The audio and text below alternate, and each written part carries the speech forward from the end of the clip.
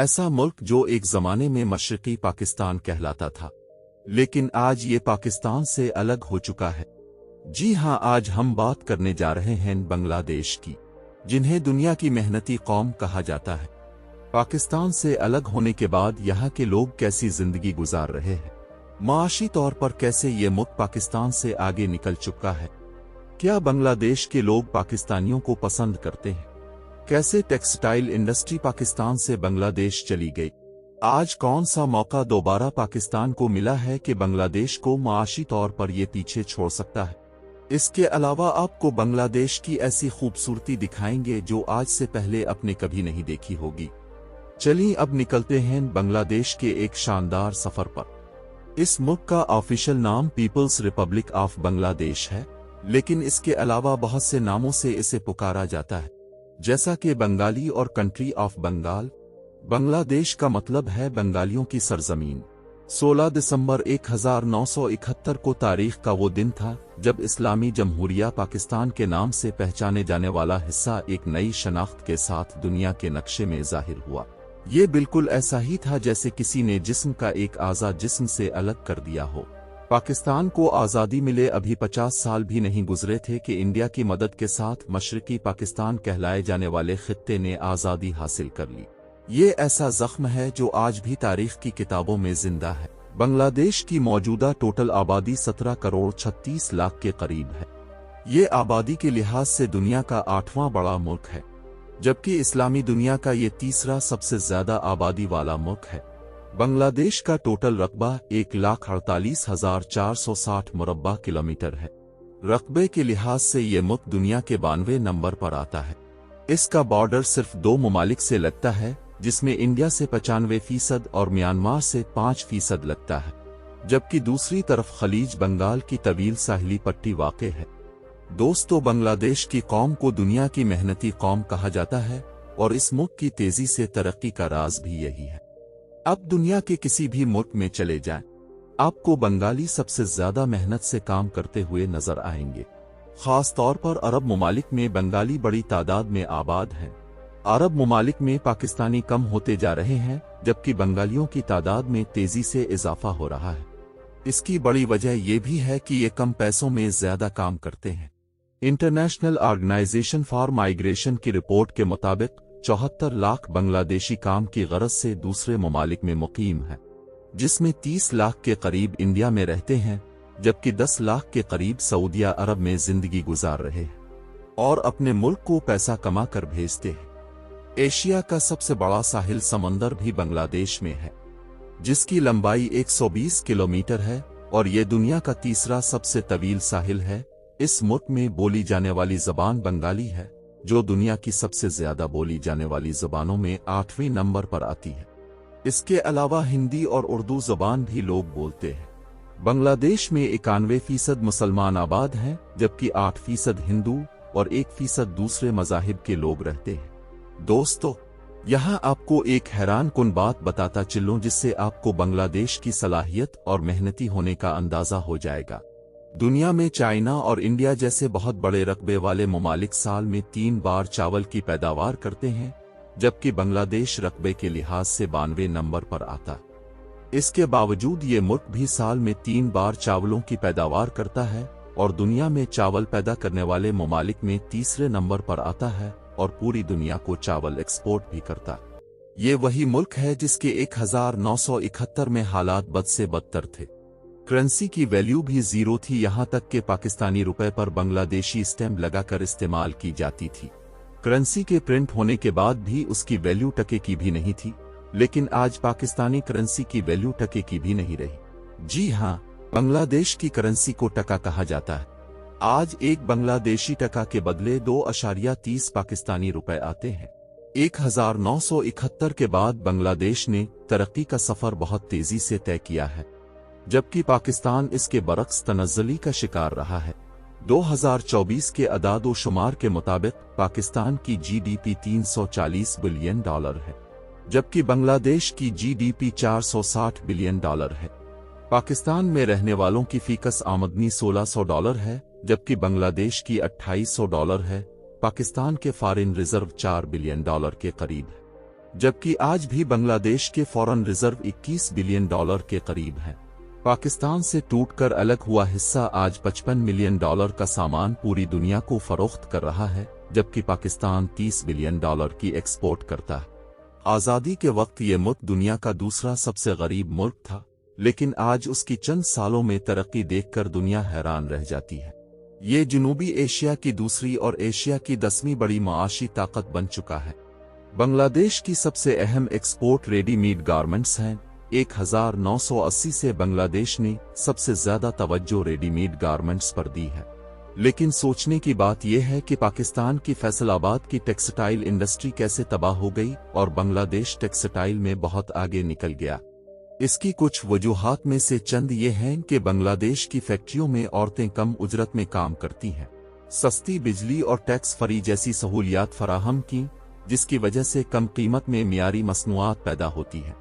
जबकि पाकिस्तान में अदम सियासी इस्तेहकाम रहा, बिजली और गैस महंगी कर दी गई, जिसके बाद पाकिस्तान टेक्सटाइल में बांग्लादेश का मुकाबला न कर सका। बांग्लादेश की पॉलिसियों ने सरमायाकारों को अपनी तरफ मुतवज्जे किया, जिसके बाद पाकिस्तान के टेक्सटाइल ब्रांड ने बांग्लादेश में भी काम शुरू कर दिया, जिसमें Crescent textile mills, Gul Ahmed textile, Nishat mills limited और अलक्रम टेक्सटाइल वगैरह शामिल हैं। आज उन कंपनियों की प्रोडक्शन का बहुत सा हिस्सा बांग्लादेश में तैयार किया जाता है, जिससे बांग्लादेश में रोजगार की फराहमी हुई। ये सब कुछ बांग्लादेश की कारोबार दोस्त पॉलिसियों का नतीजा था। यहाँ आपको एक अहम बात बताता चलो, आज पाकिस्तान के पास दोबारा इंडस्ट्री को जिंदा करने का मौका मिला है। अपने टीवी पर सुना होगा कि अमेरिका ने पूरी दुनिया पर मुख्तलिफ टैक्स टैरिफ लागू किए हैं। मतलब अमेरिका जिन ममालिक से सामान खरीदेगा, इन ममालिक का एक टैक्स परसेंटेज होगा। इस वक्त अगर कोई अमेरिकन बांग्लादेश से सामान खरीदेगा तो उसे 37% टैक्स देना होगा। अगर कोई अमेरिकन कंपनी पाकिस्तान से सामान खरीदेगी तो उसे सिर्फ 29% टैक्स देना होगा। इसलिए पाकिस्तान अमेरिका की इस पॉलिसी से फायदा उठा सकता है। बांग्लादेश का कैपिटल ढाका है, जो मुल्क का सबसे बड़ा और गुंजान आबादी वाला शहर है। ये शहर आबादी के लिहाज से पूरी दुनिया का 5वां बड़ा शहर है, जिसकी टोटल आबादी 1 करोड़ 2 लाख के करीब है। इस शहर का टोटल रकबा 306 मुरब्बा किलोमीटर है, जहां हर किलोमीटर में 44,500 लोग रहते हैं। ये शहर नेपाल से निकलने वाली नदी गंगा के किनारे वाक़े है। ढाका बांग्लादेश के लिए बहुत अहमियत रखता है। ये कैपिटल होने के साथ साथ इस मुल्क की इंडस्ट्रियल हब भी है। पूरे बांग्लादेश की इकानमी की इनकम का 45% हिस्सा ढाका से आता है। ढाका शहर में ट्रैफिक और रश आपको सबसे ज्यादा नजर आएगा। इस शहर में 4 लाख से ज्यादा साइकिल रिक्शा मौजूद हैं, जो उसे दुनिया के दूसरे शहरों से मुनफरिद बनाते हैं। से रिक्शा कैपिटल भी कहा जाता है। ट्रैफिक जाम इस शहर में बहुत ज्यादा रहता है। 2011 की रिपोर्ट के मुताबिक यहाँ रोजाना 6 घंटे तक ट्रैफिक जाम जरूर रहता है।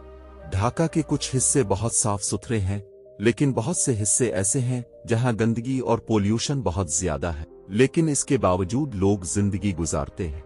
बांग्लादेश के कुछ लोगों से पूछा गया, क्या आप पाकिस्तान से मोहब्बत करते हैं? तो ज्यादातर का जवाब हाँ में था, और ये तब्दीली खास तौर पर हसीना वाजिद के इस मुल्क से भाग जाने के बाद आई है। दोस्तों, ओल्ड ढाका के इलाके में नवाबपुर रोड में अगर आप जाएंगे तो कई घंटे तक आप ट्रैफिक जाम में फंस जाएंगे। हर तरफ साइकिल रिक्शा ही नजर आएगा।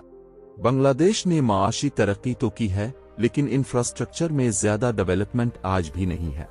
ट्रेन में खड़े होकर और यहाँ तक कि ट्रेन की छतों पर भी बैठकर सफर करना यहाँ आम बात है। आपने शायद पूरी दुनिया में इससे ज्यादा रश वाली ट्रेन कभी नहीं देखी होगी। दोस्तों, ढाका शहर को मस्जिदों का शहर भी कहा जाता है, जहां 6000 से ज्यादा मसाजिद मौजूद है। बांग्लादेश का लिटरेसी रेट 76% के करीब है। मतलब 76% लोग पढ़ना और लिखना जानते हैं। ढाका में बहुत सी तारीखी बिल्डिंग्स भी मौजूद हैं, जिनमें लाल बाग फोर्ट, एहसन मंजिल म्यूजियम और कदीम मसाजिद शामिल हैं। ढाका से रात के वक्त लोग क्रूज पर भी सफर करते हैं। इसको टाइटैनिक ऑफ बांग्लादेश भी कहते हैं। ये क्रूज ढाका से बरिशाल तक के लिए चलाया जाता है। क्रूज को बहुत खूबसूरती से सजाया गया है। हर तरफ रोशनी ही रोशनी आपको नजर आएगी। सबसे नीचे के एरिया की टिकट सबसे कम होती है।